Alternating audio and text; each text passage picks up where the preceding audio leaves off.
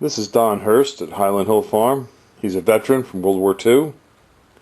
Pop, did you always follow the commands of your commanding officers? Absolutely. What if you were given a direct order and you failed to comply with it? What would they call that? They'd me in the jug. And what would that be called? I'd be going against all principles that I swore to when I entered the Army. Obey my officers and protect this country.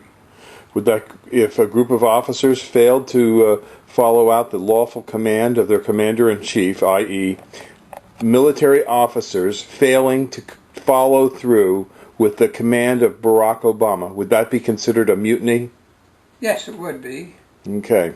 It appears that Bob Woodward's book is pointing out that our commanding generals were told by the president to come up with a plan, an exit strategy for Afghanistan. And this occurred last year. The generals only offered plans whereby an increase in troop strength would be forthcoming in their operational plans. Barack Obama did not like that. Barack Obama then, because he couldn't get the answers from the generals that he wanted, drafted his own policy and plan. Now, if a group of officers fails to follow through on the command of the commanding general officer or the president, they should either resign or they should be brought up on charges and court-martialed. But obviously Barack Obama didn't want to do that because Barack Obama's only interest was in not losing the support of the left-wing fragment of the Democratic Party that is supporting him. Now, this is a very serious allegation. Either we have officers in the military refusing to obey a lawful command, or we have a commander-in-chief who is reckless in his carrying out his duties as commander-in-chief. I think he's absolutely reckless as a commander-in-chief in this particular situation. I think that Barack Obama is in over his pay grade. I don't think that he's qualified to be president, and I don't think that he has the necessary experience to run this country. There's not much we can do about it as a nation now. About the only thing we can do is perhaps to elect new leaders in this next coming election to try and mitigate the damages that this man is doing to our country. I don't know how you people feel in YouTube land, but please leave your comments as to whether you think Barack Obama should be replaced or if we should just linger on with him. I think it's time that American people rise up and face the music. We have an incompetent president who may also have psychological problems, which I don't want to deal with because I'm not a psychiatrist. But it's obvious that the administration is dysfunctional. And when an administration is dysfunctional, it's dysfunctional because of the man on top, not a bunch of the little peons that are running the show. It's the man on top who is ultimately in charge. If the administration is dysfunctional, then the man at top is dysfunctional. Way over his head. He's over his pay grade, and I believe he knows it. This is a sad day for America. Yes, and I feel for the parents who have kids in the service. And I know what it was like during World War II when my brother was killed. What a disaster that was to the family. And your daughter's husband was severely wounded in Fallujah. Yes. Had his back broken in a car bomb. Yes. So our family has made the sacrifice. There was actually 5 of us, 5 boys, and we were all actually serving this country. And you always followed lawful commands in the military. Absolutely. Well, thank you very much. This is Don Hurst, and I'm Bill Hurst at Highland Hill Farm on Route 313 in Fountainville. We're your conservative nursery. We only supply trees to conservatives. Hello, my name is Mike, and we're at Highland Hill Farm today, and I want to talk to you about how to water plants are in pots. And right here, right in front of me, is a good example of a plant grown in a pot, and we can see that it has a black plastic pot on it.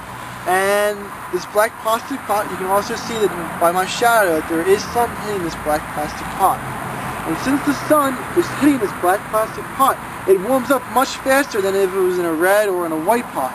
So if we do have a pot like this, we have to make sure that we water it very well. For if the sun heats up the soil inside it too much, the plant will dry up faster and the roots will die if the soil is dry.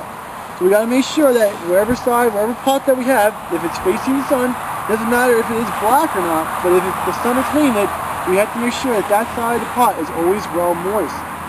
Another thing that we can also do when we're watering plants in pots is to make sure that we water them frequently. If we water them once a week with a real good dosing, it's not good as if you're going to water them 3 to 4 times a week and just making sure it's moist. Or if we let the pot dry out, the plant will die. With this media in it, with most media in pots, it's very porous. And what that porous means that the air can go in and out of the soil. And when it goes in, and when it comes back out, it can take water out of it as well. So with this porous media, we have to make sure that the plant remains moist in the pot.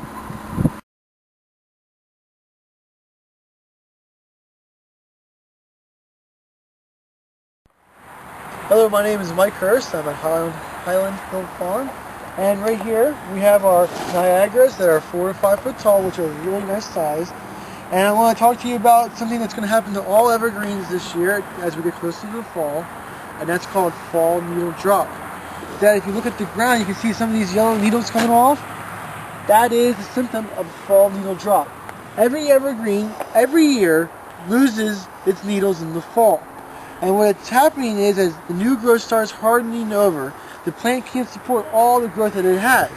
So it gets rid of its interior needles, and when it gets rid of it, people can see it sometimes as being yellow. And I guess if we look into the center more, I guess this one over here is better, you can see that the needles do fall off into the center, usually towards the lower part of the tree. The reasoning for the lower part of the tree, not the upper part of the tree, is because the lower part of the tree gets less light than the upper part. So as the plant evaluates itself and which parts of the plants are producing more energy and which ones are not, the ones towards the lower are getting less sunlight, therefore getting less photosynthesis. It's contributing less to the plant. Therefore the tree itself does not view that part of the plant as important as the top part of the plant, which you can see is very nice, thick and full. So as you look at your arborvitaes, hollies, spruce, pine, or any type of boxwoods or Japanese hollies, you should see a healthy plant should lose between 1/4 to 1/3 of its needles every year during the fall. It is a naturally occurring process that the plant does. And if you do see it and you see the needles falling down in the ground, don't scrape it up and take it away. What that is, that's the plant actually doing fertilizing and putting mulch down on itself. What this mulch does is it creates the correct pH for the plant to grow in, and as this debris starts to break down, it gets released and the plant can uptake it again through its roots. So if you just let it sit there and let it decompose on its own, it is part of the plant's natural system, and that is how healthy plants live. Okay, thank you very much, Mike. We're on Route 313 in Fountainville, PA. This is Highland Hill Farm, and we grow thousands of arborvitaes, pine trees, spruces, junipers, and we have lots of material for you to come to see at our 313 location. Give us a call at 215-651-8329. Thank you. These are our blood good Japanese maples here at Highland Hill Farm. We have larger sizes as well as smaller sizes, and we also have weeping Japanese red maples and also green maples. So give us a call, 215-651-8329. These are Bennett's compact hollies. A nice bush for along a walkway, easy to maintain, hardy, and not expensive. So give us a call, 215-651-8329 at Highland Hill Farm. These are dwarf nandinas. They get about 3 feet high. They'll have red foliage throughout the winter, white flowers in the springtime, and red berries in the late summer.